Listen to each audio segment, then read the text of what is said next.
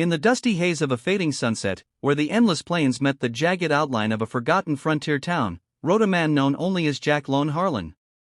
His horse, a weathered bay named Rusty, plodded wearily down the single dirt road, kicking up clouds of red earth that clung to Jack's faded denim like ghosts of journeys past. Jack was a cowboy through and through, a solitary wanderer who'd spent years herding cattle across the unforgiving American West, his only companions the wind's whisper and the stars' indifferent gaze. He rode into Willow Creek alone, as always, seeking nothing more than supplies, flour, beans, a fresh canteen, and maybe a bottle of whiskey to dull the ache of isolation. But fate, that sly trickster of the plains, had other plans. As he tied Rusty to a hitching post outside the general store, a soft, desperate voice pierced the evening quiet. "Please, sir, just a crust of bread?" Jack's eyes, sharp from years of scanning horizons for threats, fell upon her, a young woman in a tattered white dress, stained with the grime of hardship. It was a wedding gown, he realized with a start, its lace frayed and hem muddied, as if she'd fled some altar in haste. She knelt on the wooden sidewalk, her dark hair cascading like a veil over her shoulders, her hands outstretched in supplication. Her name was Maria, though he wouldn't learn that until later.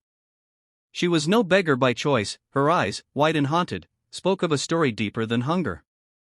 The townsfolk hurried past, averting their gazes, whispering about the runaway bride who'd appeared 2 days prior, fleeing an arranged marriage to a cruel rancher up north. Jack felt a tug in his chest, a rare flicker of something human amid his self-imposed solitude. He'd seen hardship before, droughts that withered herds, storms that claimed lives, but this was different. This was a soul adrift, mirroring his own unspoken loneliness. Reluctance warred with instinct as Jack approached. "Ma'am," he said gruffly, tipping his hat, "ain't no need to beg. Come inside with me." Maria looked up, her brown eyes shimmering with unshed tears, surprise etching her features. She rose unsteadily, clutching the remnants of her gown like a shield. Inside the dimly lit store, the air thick with the scent of tobacco and leather, Jack piled his supplies on the counter, sacks of flour, dried jerky, ammunition for his revolver. But he added more, a loaf of fresh bread, cheese, apples, and a warm blanket. The storekeeper, a grizzled old-timer named Elias, raised an eyebrow. "That's more'n your usual, Lone. Goin' soft?" Jack ignored him, paying with coins from his worn pouch, then handed the extras to Maria. "Eat," he said simply, his voice rough but kind. She devoured the bread with the ferocity of someone who'd forgotten the taste of mercy, and in that moment, Jack saw not just a stranger, but a reflection of his younger self, abandoned by family, hardened by loss. As they stepped back into the cooling night, Maria spoke for the first time beyond her plea.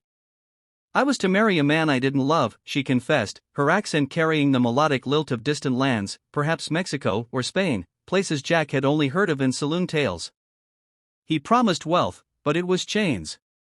I ran with nothing but this dress and hope." Jack nodded, mounting Rusty and offering her a hand up. "Town's no place for you alone. Ride with me to the next valley, there's a mission there, folks who help the lost." It was an impulse, born of that same kindness he'd buried after his wife's death years ago. A fever had taken her, leaving him to wander, convinced connection only bred pain. Yet here he was, extending a lifeline. They rode out under the emerging stars, the silence broken only by Rusty's hooves and Maria's quiet sobs of relief. The journey stretched into the night, the trail winding through canyons shadowed by ancient rocks. Jack shared his canteen, and as the moon rose high, Maria opened up more. She spoke of her village, where fiestas filled the air with music and laughter, where family meant everything. "But poverty drove me north," she said, "and greed trapped me." Jack listened, his heart cracking open like parched earth after rain. He'd always prided himself on self-reliance, but her words stirred memories of his own youth, helping neighbors during blizzards, sharing meager meals with fellow cowboys. Why had he forsaken that? An unexpected turn came at dawn. As they crested a ridge, a band of outlaws, remnants of a failed robbery, blocked their path. 3 men, rifles glinting in the early light, demanding their supplies and horse. Jack's hand instinctively went to his revolver, but Maria's plea stayed him. "No blood, poor favor. We've come too far." In that tense standoff, Jack experienced a profound realization: these men weren't villains by birth, but products of the same harsh world that had scarred him. "We got food to share," he called out, his voice steady. Take what you need, but let us pass." The outlaws hesitated, surprised by the offer. Maria, trembling, added in a soft voice, "Hunger makes monsters of us all. Please, take the bread." One outlaw, the youngest, lowered his gun first, his face gaunt with desperation. "Ain't nobody ever offered without a fight," he muttered. They took only half the supplies, leaving with wary nods, vanishing into the mist. Jack turned to Maria, awe in his eyes. "You could have run, but you chose mercy." She smiled faintly. "Kindness is the only weapon that heals." The climax built as they neared the mission, a humble adobe structure nestled in a fertile valley. But Maria collapsed from exhaustion just short of it, feverish from days without proper food or rest. Jack carried her the rest of the way, bursting through the gates with urgency. The nuns, kind-eyed women in habits, took her in, tending to her with herbs and prayers. As Jack waited outside, pacing under a blooming jacaranda tree, doubt assailed him. Who was he to play hero? A lone cowboy, destined for the trail. Yet when Maria emerged hours later, weak but alive, she embraced him fiercely. "You didn't just give me bread," she whispered, tears streaming. "You gave me life.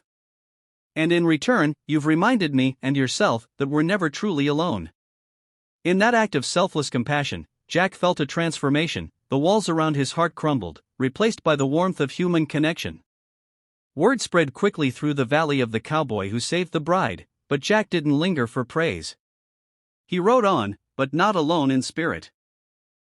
Maria stayed at the mission, eventually helping others like her, her story becoming a beacon for the lost. Jack, in his wanderings, began seeking out those in need, sharing meals with drifters, aiding stranded families. The lonely cowboy had found his purpose not in isolation, but in the quiet power of humanity. And so, in the vast tapestry of life, where paths cross like stars in the night sky, remember this: a single act of kindness can rewrite destinies, turning strangers into saviors and solitude into solidarity.